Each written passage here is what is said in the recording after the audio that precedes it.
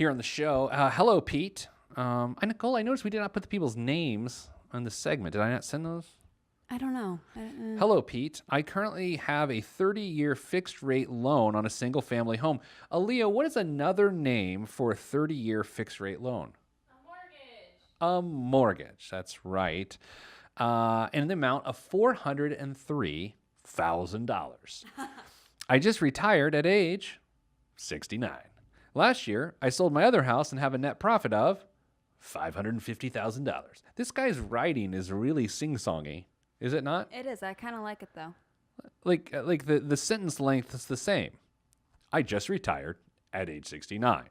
Last year, I sold my other house at $550,000. Should I pay off my current mortgage or invest the money? I would appreciate any advice. I spelled advice wrong. Advise. Turn her, Frank, hit the mic on there. What did you say there, Aaliyah? I said that they spell it like the European way, how No. they do like S's. Oh, that's true. Maybe he's a Euro. Huh. Is that rude? Is that a pejorative for Europeans to call him a Euro? I don't know. Okay, so we'll call this guy Gary. Gary sold a home for $550,000. At least that's his net profit, and he owes $403,000 on his current mortgage. He's retired at age 69. What should he do? This is very similar to a question that our lead financial concierge, Damien, answered at PeteThePlanner.com, our blog this week. Nicole, I assume you saw that. I did. You helped put that into the newsletter this week, which people can sign up for at PeteThePlanner.com. Please. Do we have to say it's a free newsletter, or is that Yeah, is it's a that free implied? newsletter. I don't know. There are a lot of paid investment newsletters. Yeah, and there's I don't know, it's like a webinar. Let's be weird here. If someone were to be charged for our newsletter, which you get 52 of them, what do you think what would we charge a year for people to get that information? Is each email worth $1? I don't know. I mean, no offense, but right? I don't know. I know you write them; they're great and all. Thank you. I know. I was gonna say I like them, but I don't even know if I would pay for them. I mean, that's the thing. Like right? investment newsletters, people are like, oh, well, this will make a bunch of money on these investments. Our newsletters, they're clever. Right. Let us spit some knowledge at you. What do you think, Frank? I mean, what do you think? There's a lot of ifs, ands, or buts here. I don't think there's a straight way to answer this question, although I'm going to go ahead and say anyone who moved from a home in which their net profit is over $500,000 and is able to secure a new loan of $403,000 without the use of the other $500,000, is it fair to guess, Nicole, they're doing all right? Yeah, they do an I. They're doing fine, right? So I don't know if it's going to matter one way or the other.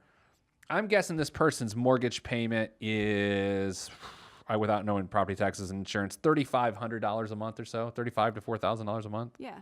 Probably $3,500 based on interest rate. But I would also say a 30-year fixed rate mortgage, my man will be 99 by the time the home is paid off. Right. And so that means he's going to, with a 30-year mortgage, be paying a lot of interest. Part of me wants him to refinance that and get that down to 15 and then just pay it off and be done with it. Yeah, because why keep paying on something when you have no more income coming in? Well, here's how you're very close, if not 100% accurate here, because this is how you generally measure, should I pay off a loan versus keep the money as an asset or an investment? Yeah. You take the interest that you're paying on the loan and you compare it to the interest that you would be getting on the investment. So, I don't know, let's test Aaliyah some more. Intern Aaliyah, how much money what interest rate do you think you would get? If you go to your bank and put money in your savings account, how much interest would they pay you for keeping money there? Well, I get 5 cents every year, so. Okay, so not much. Yeah. Okay. So it's about less than 1% right now. Okay. Now, Nicole, you might know this. Mortgage rates right now, I mean, a 30-year fixed is about 4%. Yeah. Okay. Actually, I'm wrong about that. Current rates are 4.75. Yeah. But let's just say this guy's got 4%. If you get to borrow money at 4 and you're only earning money at 1, Nicole, should you pay off the mortgage or should you keep the mortgage and take the 1% you're getting with your money? No, pay it off. Because you're paying more. You're paying more. You're gaining more interest on what you owe rather than earning more interest on what you already have in the bank. All things being equal, that is true. That's absolutely true. So generally, that is how you decide whether to liquidate an asset based on the rate of return it's getting versus, and using it to pay off a debt versus just keeping the debt and paying on it and paying on that interest rate. So that's how you would evaluate that. But here's the factor. What I think could make more sense is at least try to, if he doesn't want to wipe it out in one full swoop of $403,000, the $550,000 in net proceeds, assuming that he's already set money aside for taxes if he has them, capital gains taxes on that other house.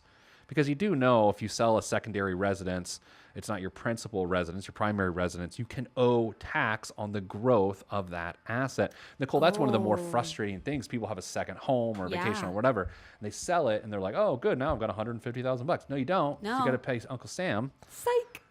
Aaliyah, we'll talk about it. Nicole and I did about a couple months ago. We did a tax episode Oh, in which we did. talked about all the sort of different taxes that you're going to be exposed to in your life. I think one of the more frustrating things is when you get into property ownership and your responsibilities to the government, to the municipality, revolving around that asset. Like you sold it, it grew in value because you invested in it, but you then owe tax because it went up in value when you sell it. I mean, that's a frustrating concept. Yeah. I know some people, what they try to do to pay off their mortgage faster with their second home, when they're not there, they'll rent it out on like Airbnb or like Sure. Verbo, stuff like that to like help pay off the mortgage Look at that. It's faster. the sharing economy. That's what Yeah. they call it. I don't know if we should do a full segment on the sharing economy. Airbnb. Would you and the boy ever Airbnb your little bungalow there, Frank? No. Yeah, No. I wouldn't either. No Like, I don't want way. people up in my stuff. Right? I don't need anyone else sleep. I don't know. But vacation, we'll do that. I mean, we do. Was it VRBO? Is that what it's Yeah. called? Yeah, we do that for vacation. We go down to Hilton Head. And we're just staying in some dude's house. And I look through their drawers. He doesn't keep his undies there or anything. But Yeah. I feel like it's a little different though. If that's a vacation home, Yeah. like because you're on an island like that, I feel like that's one thing if that's how you want to cash Sure. flow that. But just your home, I don't want people, like, here's the two things that bother me the most. And this is maybe says a lot about me. Number one, I don't want people like in my underwear drawer, which sounds like there's something weird going on in there. but I don't want people snooping around my stuff. Okay, so maybe that's just more representative of snooping around my stuff. But number two, I don't want people using my spoons. Like forks, I don't know, because it's more teeth activity. Yeah. Like a Yeah. spoon, like you're intimate with that spoon trying to get the peanut butter off or whatever you're consuming. And I feel like I don't want to be intimate with that same spoon. No. Probably that- not. No. Right? That makes it sound so much There's worse. so many things that I am Spoons now are taking into consideration. Personal. Like I'm sure, like what's a dishwasher detergent? Comet? Yeah. Comet's probably pretty great, but can it desanitize the intimacy of a spoon? Okay, well now I I, don't have to bring all of my silverware to like when I go to like a suite or something like that. A suite? What kind of Okay. suites are you going to? It was in South Padre for this past spring break. Me and my friends went down there, and then like it was like a suite. It was Oh, like a yeah. 2-bedroom suite, but like Oh, I it would was like never that. use a utensil at a hotel room. Well, like they have like a maid service that like comes in and like cleans Jeez. it. It's the like, whole bougie place. spring break. It really was. I have to admit, I saved a lot of money for it. Spring bougie, as they call it. No one calls it that. So anyway, what do we call this guy? Gary? Gary, I think it really depends on how you plan to invest that $550,000. If you plan on putting it into the market or something that has a higher fixed rate than what you're paying on your mortgage, then don't pay off your mortgage.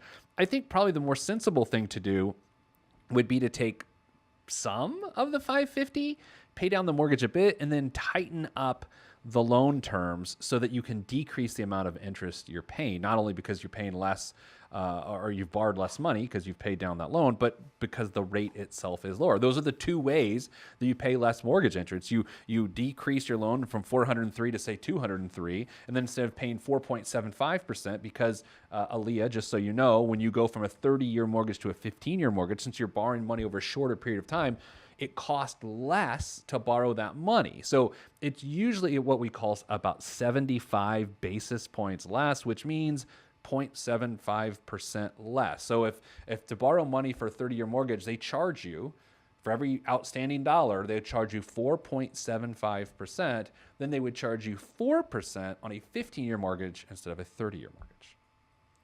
All right then. Yeah.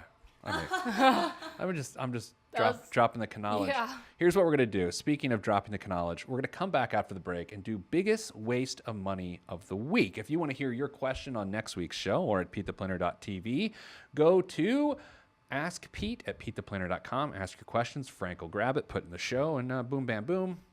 At least we're not talking to you on the air. All right, coming up after the break, biggest waste of money of the week. I'm Pete the Planner.